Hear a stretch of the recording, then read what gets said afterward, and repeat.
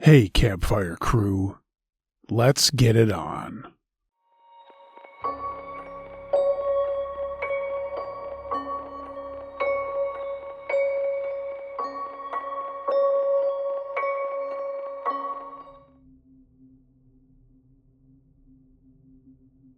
Backpacking in Alabama by Anonymous.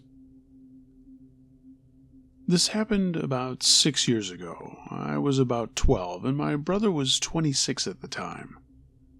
My brother had been serving in the U.S. Army for several years when this happened and was deploying to the Middle East on his second deployment, if I remember correctly. Also of note, he was a Green Beret and had recently, 3 or 4 months prior to this trip, completed the Army Special Forces qualification course, Robin Sage and all that. By then, he was an active-duty SF engineer sergeant. Definitely not someone you'd want to fuck around with. Given that we both grew up with a passion for the outdoors, he thought it would be nice to take me on a backpacking trip in northern Alabama, the Sipsey Wilderness for those familiar with the area. This was before he left for 9 months. The trip had gone smoothly up until the third night we were camping out. Around 8 p.m., we had our camp set up, ate dinner, and were sitting by the fire talking about typical boy shit, guns, girls, etc. For some reference, our spot was about 50 yards from a large stream and about 50 yards downhill adjacent to the large path. Our camp, the stream, and the path formed a triangle of sorts. This was summertime in Alabama, so it wasn't quite dark yet when 2 guys who looked to be in their late 20s wandered up and asked if we had seen any hogs while we were hiking around. Given that it was rural Alabama, we actually had seen some farther into the wilderness area and told them so. Even though they were relatively polite, my brother called them good old boys, I got a seriously creepy vibe from them. Dirty clothes, greasy hair, scraggly facial hair, etc. Honestly, they looked like they belonged in the movie Deliverance. They kinda hung out for a few minutes, maybe a little longer than they should have, looking around, asking us questions like how long we'd been out there, how long we were staying, and we got the vibe they were kind of sizing us up. Then they abruptly said goodbye and walked away. I didn't necessarily feel threatened by them, and I know for sure my brother didn't, but I still felt uneasy about the whole thing. Fast forward 3 or 4 hours. My brother and I had gone to sleep and were nestled in our tent when I woke to the sound of multiple dogs barking. I've always been a heavy sleeper, and they sounded like they were only about 100 yards away. My heart immediately started pounding, and I kicked my brother through my sleeping bag and asked if he was awake and heard the dogs. He responded, "I'm awake. They've been getting closer for the past hour or so. Just lay still and don't make any sounds." Needless to say, 12-year-old me was about to shit my pants. We would also hear sporadic shouts from several different sources, but neither came any closer. A few minutes later, my brother whispered, "They're just hunting for hogs. They use the dogs to pin them down and then they shoot them." That gave me some relief, but not much. Somehow I managed to fall back asleep, and the fact that they were doing it at night was a huge red flag, my brother later told me, but I think he was just trying to keep me calm. Fast forward again, another 3 hours, around 2 a.m. I had managed to sleep pretty well after first hearing the hog hunters, when I woke up to my brother squeezing my shoulder firmly, saying, "Wake up, put your shoes on quick and follow me. Be as quiet as you can." My heart immediately went back to racing because I heard the dogs and voices in the distance, farther away than before, but still distinct. Not asking any questions, I did what my brother told me, and as soon as we were out of the tent, he told me to get on his back. This was a breeze for him after rucking with God knows how much weight in the Army.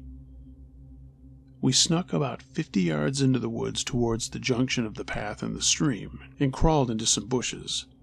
It was up a hill, so we had a pretty good elevated view of our campsite. I remember as we were laying there how loudly I was breathing and how quiet he was when I heard the very distinct sound of a pistol slide racking.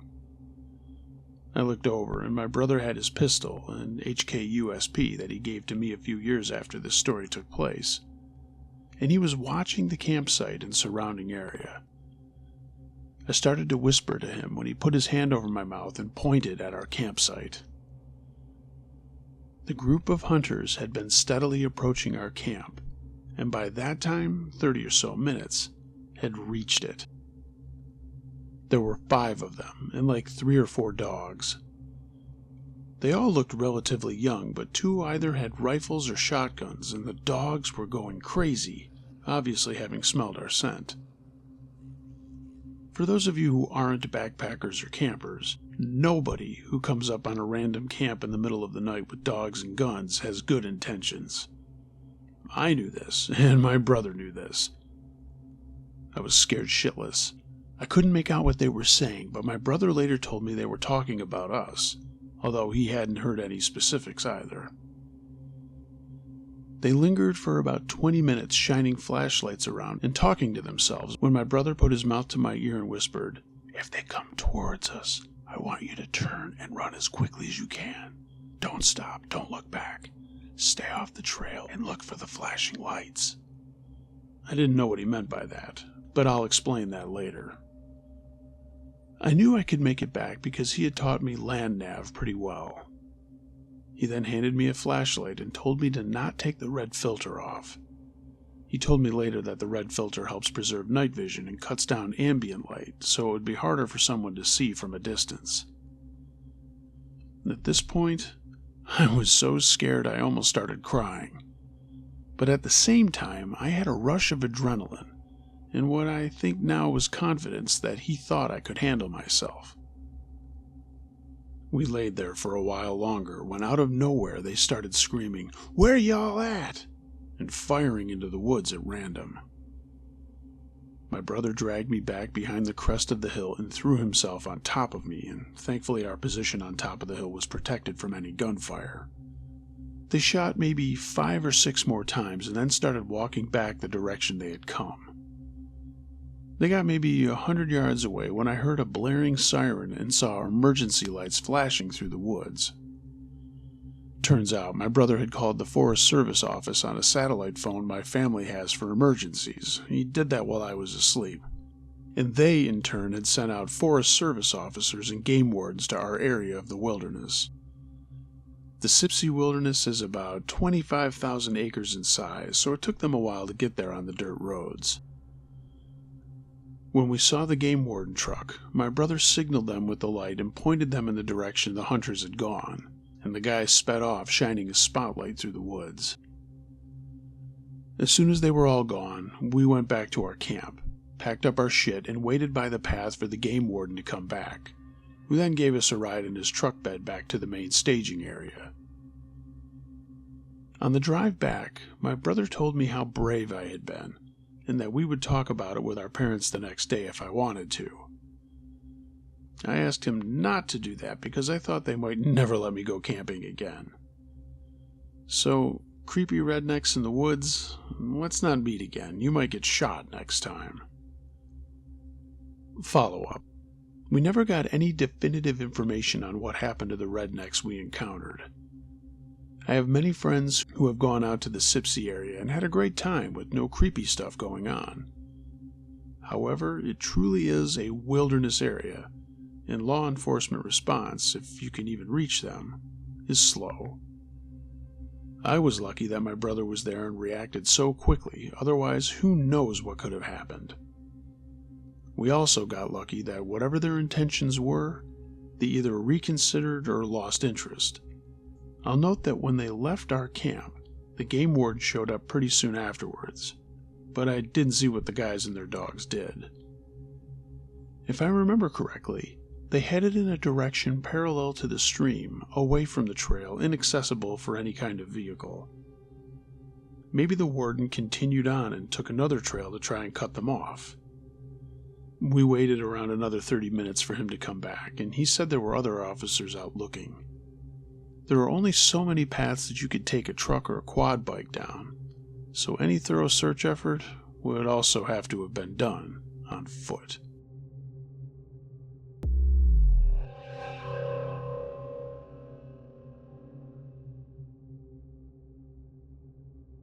Ouija Amy by Kelly L.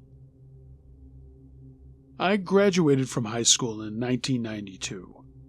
My best friend Ann and I had more or less already begun the process of parting ways. By the time we were 18, we were already very different people, and looking back, I think we maintained our friendship and bond out of boredom. Ann left for college in the city in September following our graduation, and I stayed closer to home because I had a job and hadn't yet decided where I wanted to attend college. Right away, she met a girl from out of state who I despised. Lisa was into drugs and obsessed with death. I thought she was a freak, and she resented me simply for being alive and relatively happy. In the height of the grunge movement and the peak of our angry youth phase, I actually wasn't all that angry. I didn't visit my friend all that often. By their second year in college, they had not only become best friends, they had also become roommates and moved into a newer but extremely creepy apartment complex. I hated it there. However, after much begging on Ann's part for me to come and spend a week with them, I gave in and went. To this day, I can't say what the purpose was other than a last-ditch effort to salvage our dying friendship. We'd been friends since the age of 13, and I guess it was just hard to let go of what was familiar. Lisa and I managed to be civil to each other, but it grew old quickly. She was blatantly resentful of my presence, secretive, and always worried that I would go through her things or something. I could have cared less about her or her things. I just looked at her and saw a loser. The point of all of this is that it is important to know that Lisa and I knew very little about one another. By the end of my week visit, we were all irritable and bored. Anne suggested that we take the train to a toy store and purchase a Ouija board. We all agreed to chip in for the cost, and it was different, and it got our minds on something other than our misery.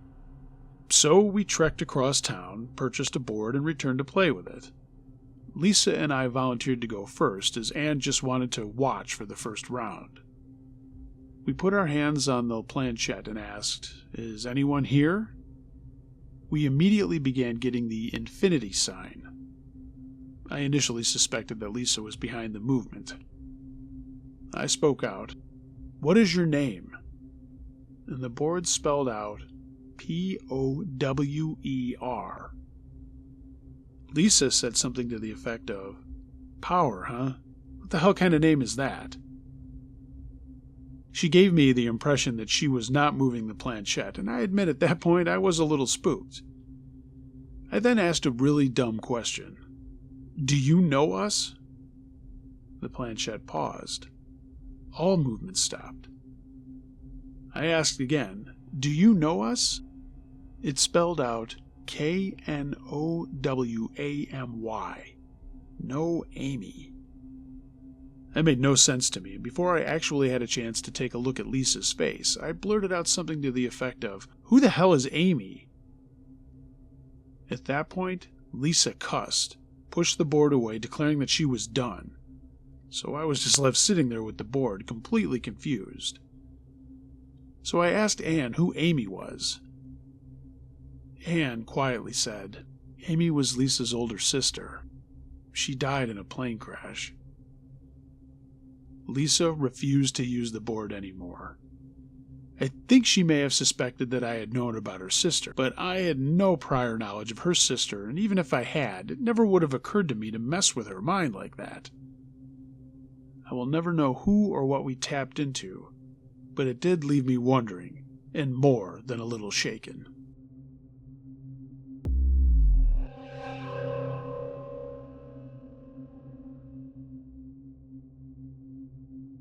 Urbex Mission Gone South by Kind Supermarket. In 2017-2018, I was working long shifts in the restaurant business.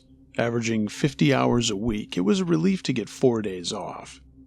In cooperation with my childhood best friend, We would invest our spare time in our Urbex hobby.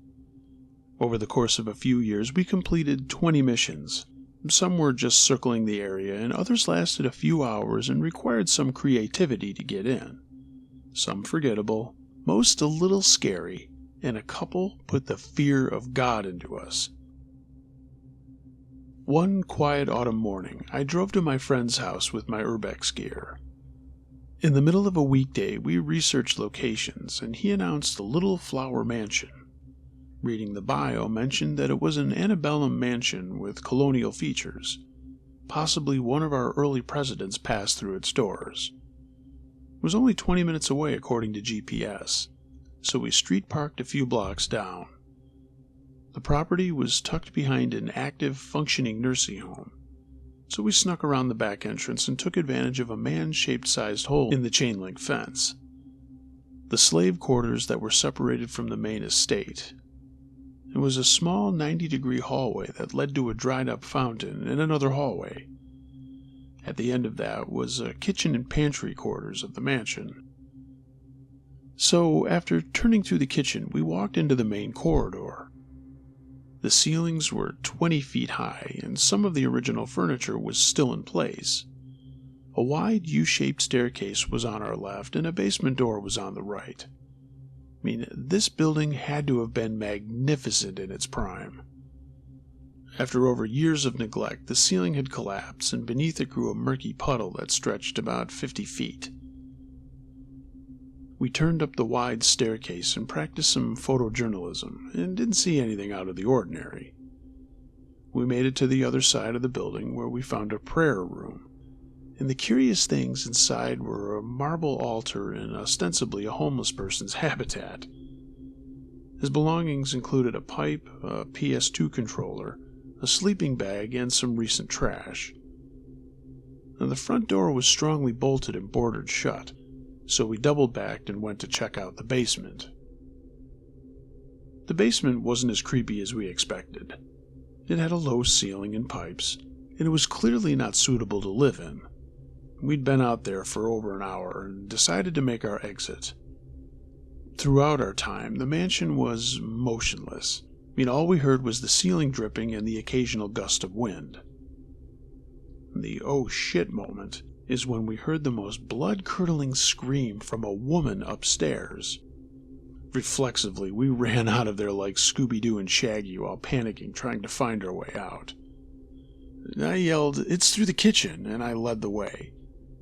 We circled around the property and noticed the driveway had a surveillance camera. I'm not sure if what we heard was paranormal or just a squatter, but we didn't return.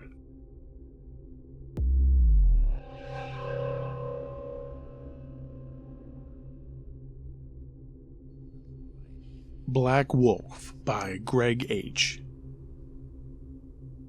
I'm still not sure what happened at this house in Germany, but I am very definitely sure that it happened.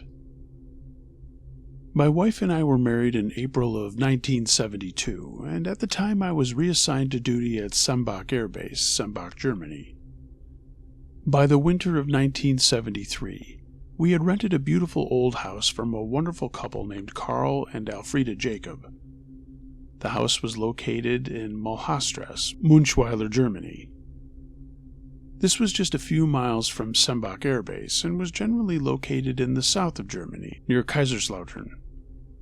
At the time we lived there, the house was 160 years old, and I'm sorry that we lost touch with Carl and Elfriede. They were some of the nicest people I have ever known. As far as that goes, we were the only Americans living in that village, and the people there were top-notch, and we lived a quiet existence. Our first child, a boy, was born while we lived there. His coming seemed to manifest a presence that my wife and I were really not aware of. There had been a few noises and such, but we really didn't think much about it. Sometimes it would feel as though we were being watched. As our son grew through the first months of life, there were many occurrences, and this is only one of them. Our baby was about 6 or 7 months old. As babies of that age sometimes do, he was crying and seemed to want to. My wife was letting him cry it out for a little while, and he was in our bedroom in the crib. Our bedroom was on the back side of the house. There was a small walkway beside the house and a concrete wall, and the backyard was on the side of a hill, and the ground was at a level at the top of that wall, just about even with the bedroom window. The walkway was less than 2 feet wide, and the house had upstairs bedrooms, but we hardly ever used them. From the backyard, one had to go down some steps beside our bedroom and then open an arched door and an 8-foot-high brick wall to reach the front yard. We were blessed to have grass, and this was the outside passage front to back. The arched door was wrought iron and covered with plexiglass and had an iron deadbolt that latched it. Once in the front yard, there was another wrought iron fence at the street, and the yard itself was about 2.5 feet higher than the street, and the fence was about 4 feet high. Our neighbors to the right were the last house before the trail up to the woods, and the back side of both our houses was open to fields. My landlady had instructed us that it was very important that we close and lock the wooden shutters all over the windows and lock the deadbolt in the outside gate every night. It was after dark, around 9 o'clock the evening when the baby was crying, when we heard something in the backyard outside our bedroom window. Whatever it was making an eerie sound mimicking the baby crying, and whatever it was big. We could hear it drawing breath into its lungs and wailing with a sound that would chill you right up your spine.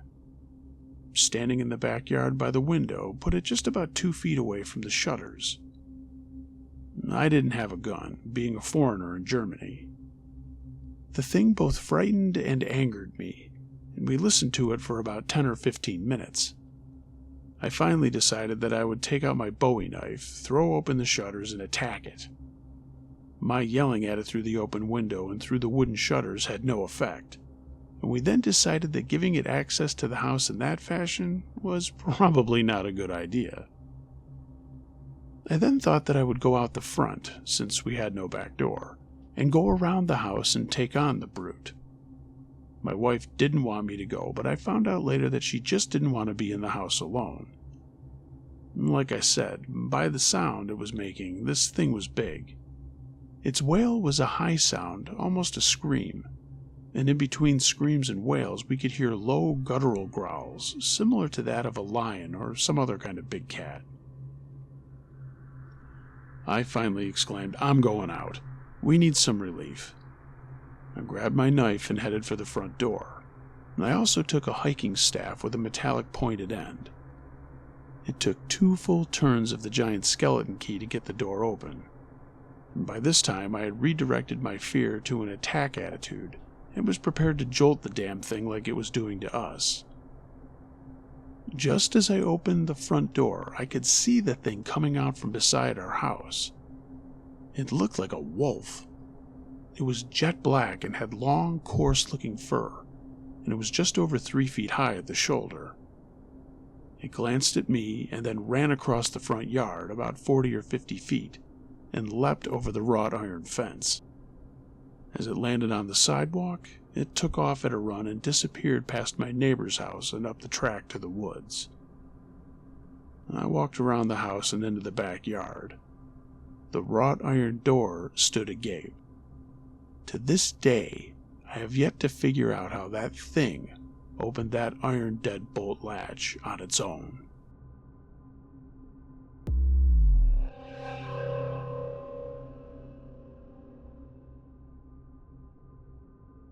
Pacific Crest Trail, Washington, Odd Encounter by Anbism. I was through hiking the Pacific Crest Trail, the PCT, southbound at this time. I'd flipped from northbound to southbound partway through the Sierra Nevada, as 2023 was California's history snow year on record, and when I was there it was still snowing. That's when I had a creepy encounter with a self-described day hiker male on the trail. I was hiking towards the Cracker Barrel, also known as the White Pass, in Washington. The area before White Pass is quite boggy, and it was a sunny, warm day in July of 2023. While I was hiking, I bumped into a day hiker at one of the trail junctions with the PCT in a side trail. He popped out of the trail, a white man with fluffy short white hair, 80s-style mustache, maybe around 5'11" or so, and very short cargo shorts, and a huge square Jansport backpack of a sort, which was making jangling noises. He immediately asked me if I was a PCT hiker. I said yes, and then he quickly asked me if I was hiking alone. I was about 30 at the time. I'm 5'1", and I had not showered in 7 days due to the remote stretches in Washington prior to this. Asking a female if she is hiking alone is not cool, and I technically was hiking with another hiker. He was just a few miles ahead of me. I said no, that someone was just up ahead, which was true. When he asked me these questions, they were in quick succession of each other, and he seemed incredibly excited. Something about the encounter, and the vibes in general, was off, and I had that blood-going cold, stomach-dropping feeling. I proceeded to walk faster down the PCT. The man followed me, making some comments about a female all alone out here. And because I was well over 1,000 miles into walking that year, I was in good shape and began to haul some serious butt, assuming he would not be able to keep up. Well, the man started lightly jogging behind me to keep up, getting so close to my 7 days unwashed hair and back of my head that he could practically have grabbed or sniffed the hair fuzzies. His backpack was exceedingly large for a day hiker. It was not a hiking backpack, which is fine, it just didn't fit with how oversized it was. Like I said, it was jangling. There were metal things banging around inside his backpack, and loudly too. As he was becoming out of breath to keep up with me, and after making comments about my seemingly solo hiking, he immediately said to me, "This is the part of the trail where all those hikers went missing." And that's when I freaked out. He then started talking about the bogs and how bodies could just disappear, and about a PCT thru hiker who had disappeared in that exact area in 2018. However, he also mentioned something about missing women in the area too. To this day, I can't find any info on who that might have been or how far from White Pass he was referring. The way he was describing missing people and missing bodies in bogs or whatever made my stomach do backflips. I only had trekking poles at the time, and now I carry bear spray because of encounters like this. But I gripped them in my hands and readied myself to whack him in the face if I needed to. I don't know how to explain it, but it was not normal. He was excitedly discussing these missing people and also telling me that he, 1, knew the sheriff on the case, and 2, volunteered to help look for this missing PCT hiker in 2018. And he knew where they looked, which was apparently all in the bog area. He talked a lot about his time volunteering to search for missing people, and I realized, however, I did not want to preemptively tell him to fuck off because making him angry felt wrong instinctually. I wanted him behind me, not ahead of me where he could ambush. So I kept him behind me and asked him details of his supposed volunteer work with the local sheriff and looking for whoever the missing people were, plus the missing PCT hiker. How I know he was bad news was when we came upon the guy I was hiking with. My hiking companion was getting water by a pond and saw me hiking at 4 or more miles an hour, and this creepy dude literally breathing down my neck out of breath. My hiking companion's eyes got huge, and I was gesturing to him with my eyes that something was wrong. I turned around finally and scared the creep behind me and said with great satisfaction that I was not hiking alone, and here was my male hiking partner. The creepy man's eyes got so wide, and he said, "Oh, right, well, nice to meet you," and said nothing to my hiking partner other than that, and he took off fucking running down the trail. I mean, not hiking and not jogging, but running.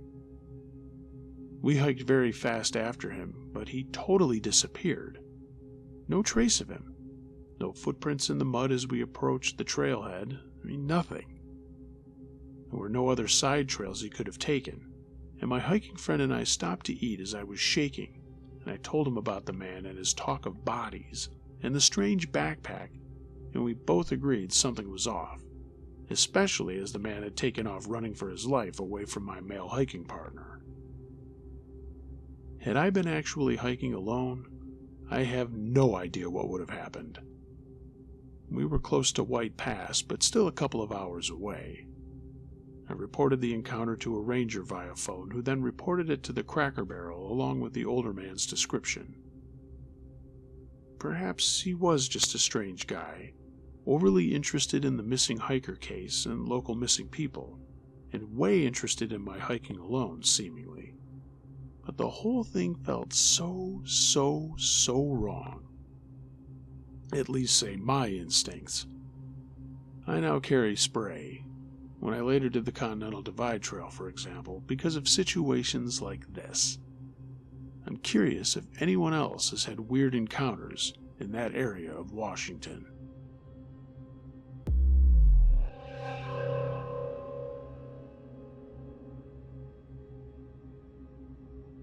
Zip Lady by Rick E. When I was a little boy around the age of 6.5, making it around 1989, I lived in a small Lincolnshire village in a relatively new 3-bedroomed house. At the time, I had very bad earaches in my left ear, which continued over a month, and that ultimately led me to needing grommets to be inserted. This seemed to solve my major pain problem, and sometime after it fell out while I was in the bath. All was well and good with the world, or so I thought. After said ear problem, I still had sudden and slight aches which didn't really bother me, but made me constantly suffer heavily from the common affliction of sleepwalking. I would, so my mum tells me, walk downstairs from my room and just start walking around the house, picking stuff up, cleaning the night's dishes up, and I would go outside in the dark to hose the plants, or vacuum the dining room. One time I randomly played 3 Blind Mice on our piano. Loads of weird kid stuff. Once I actually left my house in my Danger Mouse PJs without my parents realizing it was around 11 o'clock at night, and I walked halfway across the village barefoot and knocked on the door of some old lady's house that none of my folks knew, asking her the now famous family question, "Where has the bubble gone?" Yeah, that was very embarrassing and still is. My parents watched me do this night after night and didn't wake me up fearing that old urban legend that suggests it's dangerous to do so. Or maybe they were just enjoying me being a cute little sleepwalker. They did have pictures. In this zombie state, I would occasionally mutter annoyance and swipe at the Zip Lady, my imaginary friend, that darted around my head. I would say out loud, telling her to leave me alone and I want to go to bed. Go away, Mrs. Zip. And more bizarrely for a 6-year-old, get the Laud number inside for heaven's sake. No one knew what Laud number meant. And there were many other odd utterances too. Although in this state my mom said that my voice sounded different, more deeper, and not grown man deep, but it was as if I had a bad cold and my throat was sore and deeper. This apparently made her feel the most uncomfortable. And if I persisted with this odd voice, and if my dad wasn't right there at night, she would have to shake me awake, at which point I eventually would be awake, but screaming, and then just fall into her arms crying, remembering none of it in the morning. Normally, though, after a night's sleepwalking, I would make my way back upstairs through the hallway and into my bedroom and into bed without a problem, all in the dark, other than a dim orange light of my Smurf nightlight. Although 9 times out of 10 in the morning, my covers would be folded at the bottom of my bed and I would be fast asleep, just shivering in a fetal position. And nights could be pretty cold as I slept directly under a window. In one corner of my small room were my collection of toys. The strange thing that something was playing with my toys, and it was always the same toys, always my action figures. Things started with my Thundercats figures, Lion-O wedged into either the left or right bottom corner of my room, followed by Panthro, I forget their real names, then the 2 Will E kids, the one who threw bombs, and followed by the cat, I think his name was Snarf. All of these would be crushed together as tightly as possible, and it was sometimes difficult to wedge them out. On top and around the Thundercats was then the He-Man figures. Normally He-Man would be resting on top of Lion-O and one of the Wild Kids with Mumra on He-Man's shoulders. These strange structures that I was not building were then surrounded concentrically by WWF old-school wrestling figures, of which my brother had many, and finally, the whole area was littered with battle beasts in an odd pattern. We realized it wasn't me doing it in my sleepwalking, and it became a fun game for me and my folks to note the different positions of the different figures every morning, and I even have an old scrapbook with some of my old scribbles of the patterns. Never were any of my other toys used, such as my Transformers, Muscle Men, or Monsters in my Pocket. So, like I said, my parents knew it wasn't me doing that to my toys, but my midnight journeys continued. Okay, this is what I remember best as I can, bearing in mind I was 6.5 years old and half asleep. But I can say that everything was always like a semi-lucid dream. I mean, I knew I was asleep, but also not quite in control. After a while, I would start to wake up and see this zip lady floating around, normally above my bed, smiling. I was never scared of this imaginary friend as I thought she was, and I kind of liked her. There used to be a BBC program that they played in the early afternoon on TV in my local infant school called, and I think it was called Words and Pictures. It might have been something else, but I can't remember. The program was your basic educational affair for 5-year-olds, but had a cartoon character that floated amongst real-life presenters, Roger Rabbit style. This character was half the size of an adult and shaped like a guitar body. It was white and had tiny black legs with little brown boots, and a very, very wide blue mouth, and gave instructions on how to write letters, etc. I can't recall what they called it, but because of the big mouth, I knew it as the Zip Lady, and it had a big zip for a mouth. That's exactly what I saw when I was sleepwalking. But this thing used to bother me, first of all when I was waking up, as I was just getting to sleep by shouting my name, like there was an echo in the room. Then it would drag the covers off of me very slowly, but enough that I would have to wake up. And of course I'd fight back and keep hold of the covers, but when I got tired, this Zip Lady would pull harder, and the blankets would fly out of my hands. Sometimes in summer when it was hotter, I wouldn't care if she had taken my covers away. But when I wouldn't react to her, she would start to throw items of clothing at me. And after that, the only way I knew I would be able to get some sleep would be just to give in and follow her. Yeah, follow this Zip Lady. Every time that I gave in to her demands, things would go hazy, and that's when I would begin sleepwalking. And you know the rest. That's how I remember the Zip Lady. A strange cartoon friend that appeared in my dreams occasionally like a pixie, and always teased me enough that it made me sleepwalk. When I was older, my parents finally told me what I thought about her at the time, and this is what I told them when I was around 6. I used to say that she came out of one of the corners of my room, usually the darkest corner. She would grow larger and larger until she was bigger than my father. She was very skinny and wore a long black dress and had her hair up big and tied up. She had a frilly collar on her dress, and that was fastened to her nose. It's like she didn't want me to see her mouth. Her dress was always zipped from her belly all the way up to her nose. She seemed to be holding some kind of bottle in one hand, I always remember that. And she didn't have any black bits in her eyes. I think I meant pupils, and that her eyes were completely white. As I mentioned, when she would appear, I would try to hide under the covers, but she again would pull them down slowly, and when I would look, she would be standing there in the darkest corner.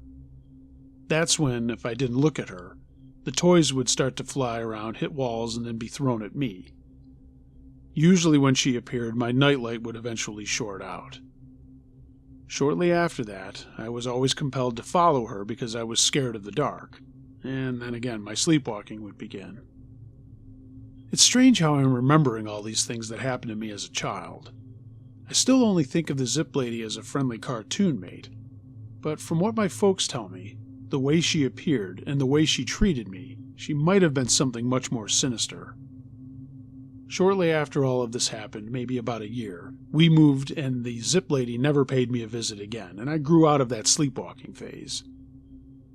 At first, I thought I kind of missed her, as I was young and had too many dreams to mention where we had flying adventures over fields of corn and hidden castles from unseen villains.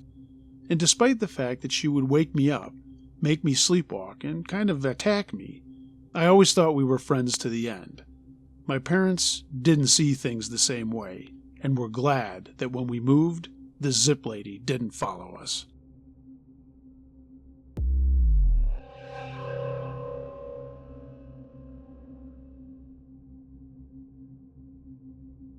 Electric Shadow People, submitted by Suzanne S. This horrible, frightening set of events happened to me almost 1 year ago. I fell off my horse on August 24th at about 7 a.m. in Los Angeles, California, and basically shattered the left side of my body. Due to 2 different horses spooking and bolting, there had been a death of a rider who got disemboweled and died, and a young girl who almost lost her foot. This was a few days before I fell, right in the stables next to where I boarded my horse. So it was 2 gruesome events I had never heard of while pleasure riding, especially not happening in the same place.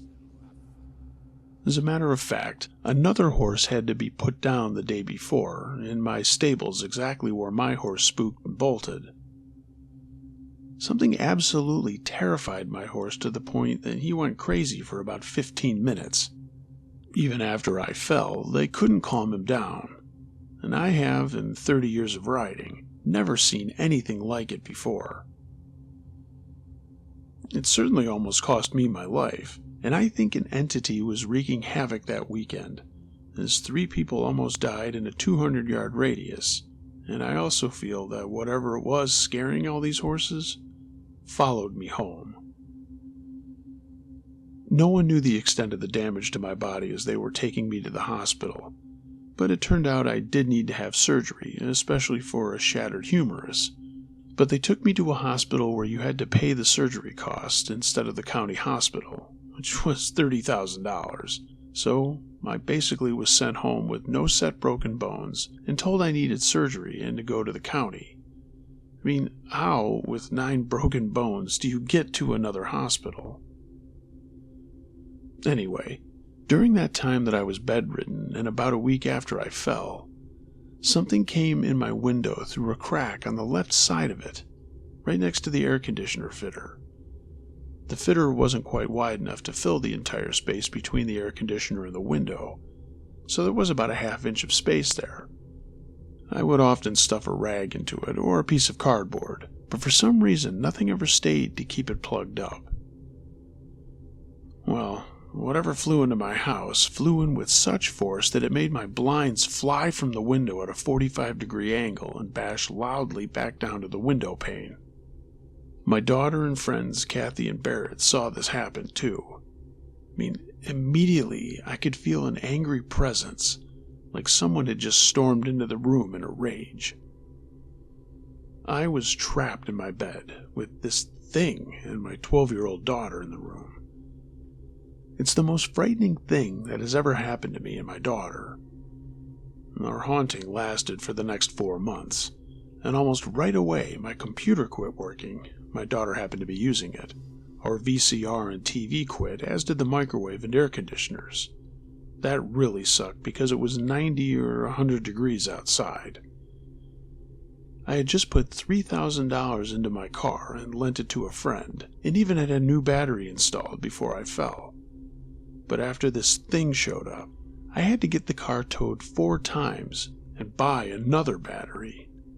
I should have saved my money for the day I almost died falling from my horse.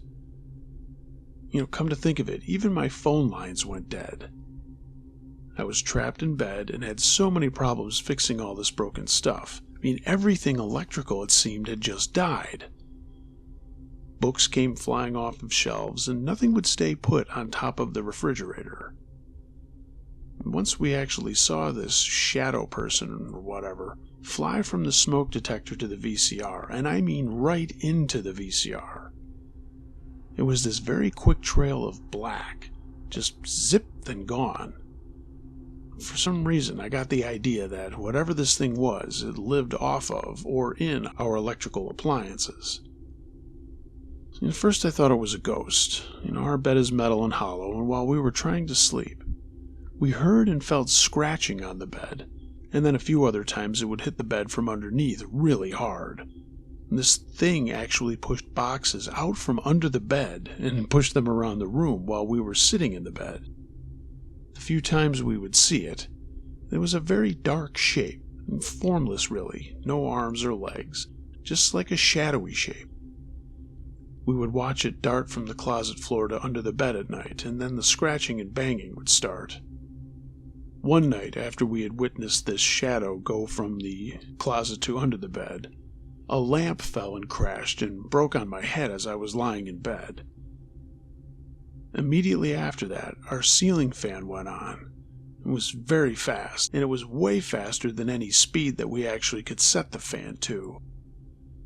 I could tell when something was going to happen from these things, because there was also an awful pungent smell that came before it. It was very localized, and the smell would only move around if this shadow thing moved. There was a bunch of other stuff that happened, but the point is that at first I was sure it was a ghost, but after reading about shadow people, I kind of believe that this is something else, maybe not necessarily a ghost. I've seen this thing moving around my room, almost in the shape of a person once, and I felt it was male, but I knew more than anything, this thing was evil, and I always just felt a presence. After about 4 months, we didn't see it anymore, and everything stopped. What do you guys think? I truly believe that this thing could have killed me if it wanted to. And if my friends and daughter hadn't witnessed this whole haunting thing with me, I might be doubting my own mind now. As I said, it finally left, and as I got better, a friend told me that I had to order it out of the house in the name of God, which my daughter and I did. And you could actually smell it and feel it go out of the door. Then, eventually, bit by bit, everything that had been broken without us repairing it worked again. I don't know what that thing was, but I hope I never have to experience anything like that again.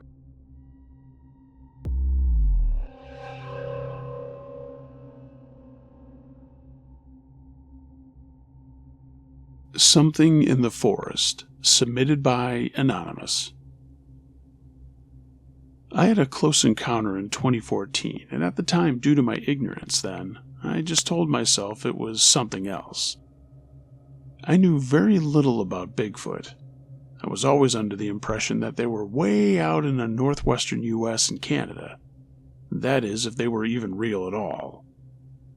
Now I know that people have run into them in all corners of our country. Today, my life is just about perfect. I have a new wife, a new house, and 2 new baby girls.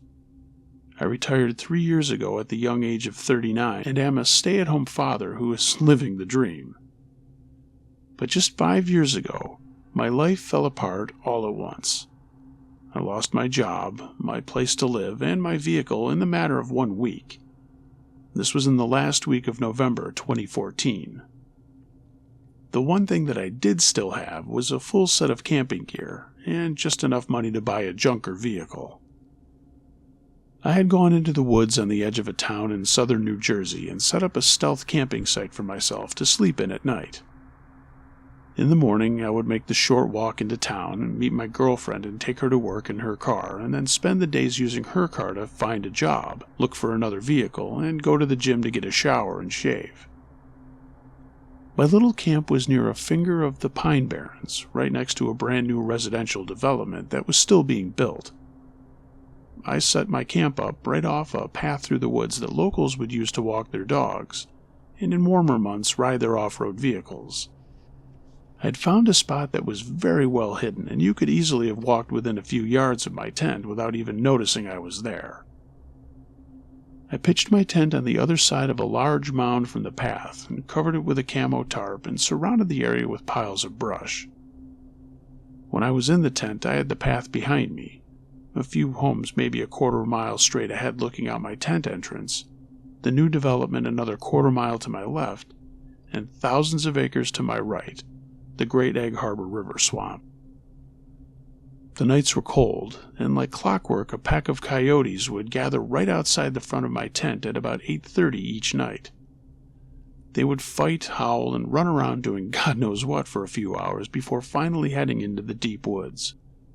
They didn't seem to be scared of me being there, and they never gave me any trouble, but I would sleep with a 26-inch full-tang short sword in my hand each night just in case. By day 5, I had set up a new job that started in a few weeks and had bought a 1996 Ford Explorer that I was to pick up the next day once my new insurance was active. I had gotten to my tent that night right as the sun was going down, around 5:30. It was going to be a cold night, so I put on some warmer clothes, I ate some snacks, and puffed on my vape and settled in for the night.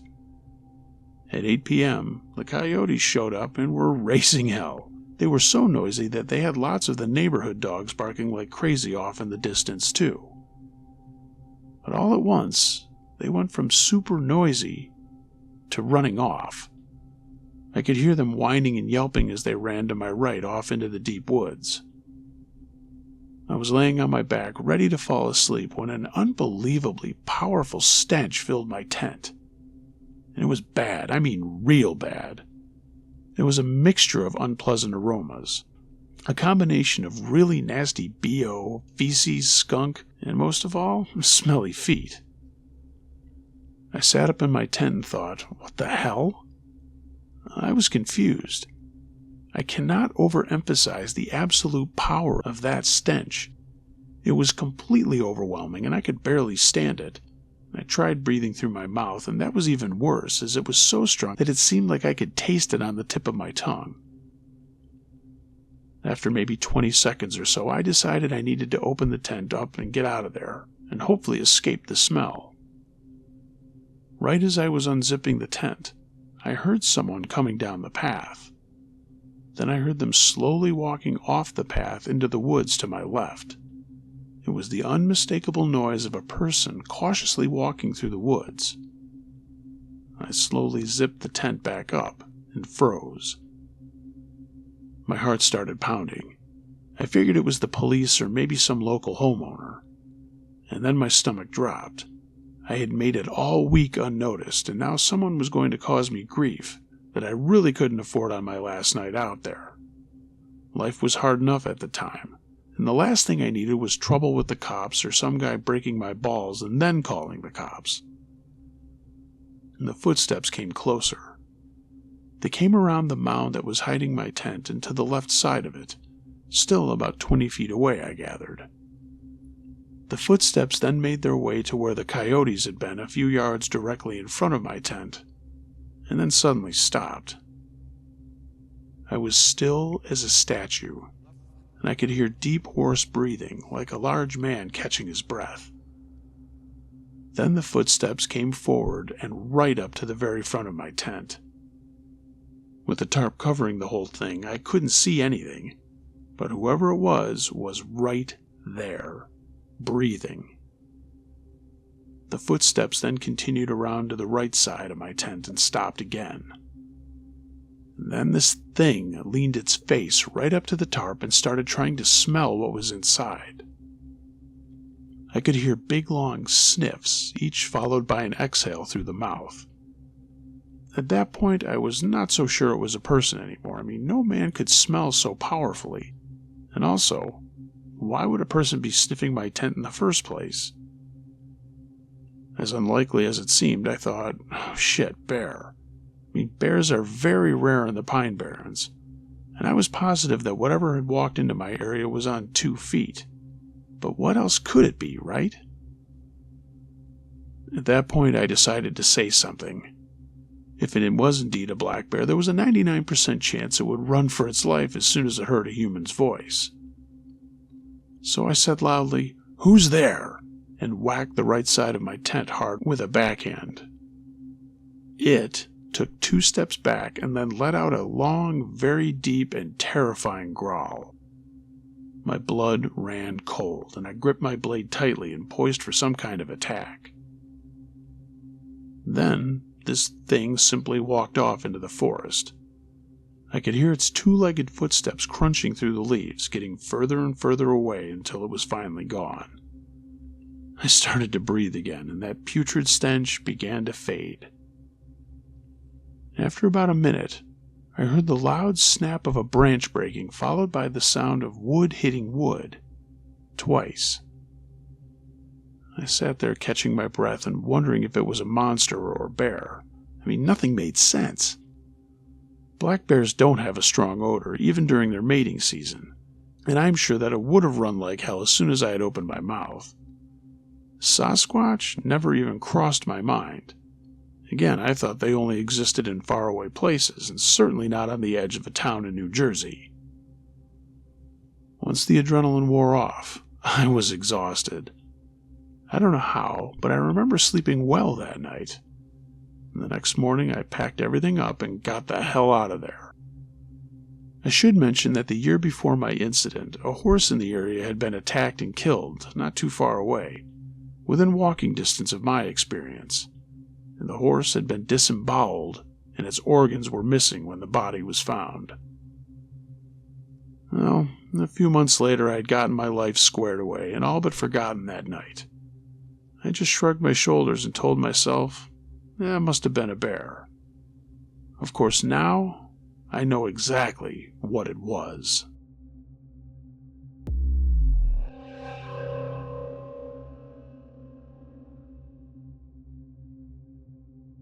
Creepy Man Followed Me at the Grocery Store by Safe Wealth. Recently, I went into my local grocery store at around 6 p.m. just to grab a few things. I was by myself, and the store wasn't super busy, but enough people were around. Normally, I'm not as aware of my surroundings because I like to listen to music while I shop. But this time, I wasn't, and honestly, that paid off.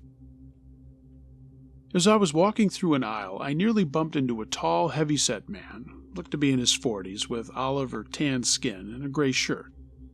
He had a cart. I said, "Oh, sorry," and he said sorry too. But then he stopped, looked me directly in the eyes, slightly leaned in and smiled and said, "How was your day today?" The way he said it immediately set off alarms in my head. For context, I'm a young adult male, but pretty androgynous in appearance, and don't have a hyper-masculine fashion sense. Strangers mix my gender up all the time, so at first I figured maybe he thought I was a woman. But I also have a pretty deep voice, so once I thought he heard me speak, he'd back off. But nope. I gave a quick, "I'm fine," and then walked a few steps down. Seconds later, he was behind me. I noticed it and thought it was weird, but figured we were probably just headed toward the same area. I took a U-turn to another aisle without grabbing anything, and there he was behind me again. When I turned to look at him, he pretended to look at the groceries nearby but didn't have anything in his cart. At that point, my heart was literally pounding, and I just felt something wasn't right. I thought I could be reading too much into it, but my intuition was screaming that this was a dangerous situation, and I didn't have a good feeling at all. I left my cart and went straight to a cashier and quietly asked if she could walk with me because I felt someone was following me. She didn't immediately know who I meant, but she started telling me about her own encounter with a creep who'd been in the store before, a man who had told her he was from Australia. That line immediately brought me back to a few months ago at that exact same store, when my mom, my sister, and I were loading my car. A man had approached us, the same build and same look, asking us about our day, saying he was from Australia and new to the area. Keep in mind, he had no Australian accent at all. My sister and I immediately got in the car because we both had super creepy vibes, and my mom carried the conversation on for a bit, and then finally joined us.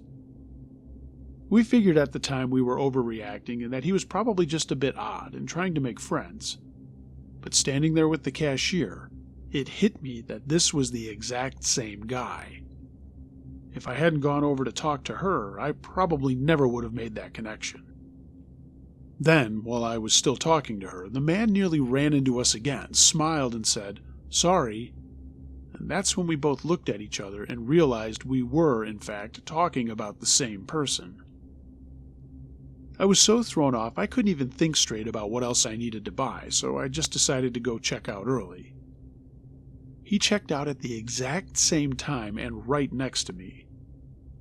I finished first, but waited a bit because he was having issues scanning his items, and I did not want my back to him if I was leaving. After a bit, I decided to go, and the cashier offered to walk me to my car. As soon as we went to leave, he also left at the exact same time. I exited out the far right door because I didn't want him to know where my car was. I also didn't know if he had a weapon on him. For comparison, I'm 5'5" and 120 pounds, and this man was probably about 5'10" and maybe 230 or 245. The cashier and I walked around a bit to fake him out, and sure enough, he ended up having to walk to his truck, which was parked all the way on the opposite side of the store. That completely confirmed to me that he had been following me, because why would he exit the same door as me when his vehicle was on the other side of the parking lot? Thankfully, the cashier stayed with me until I got to my car safely. The whole thing shook me up. I've always been socially anxious, but something in me just clicked, and I went straight to the staff for help. I wanted to share this to raise awareness for anyone shopping alone. Of course, we see this happen constantly with women, which is just horrible. But today it made me realize that even guys aren't immune to these kinds of encounters. Whether I was overreacting or not, it's better to be cautious than to regret not saying something. Please be aware of your surroundings and do not be afraid to ask local staff for help if you fear being followed.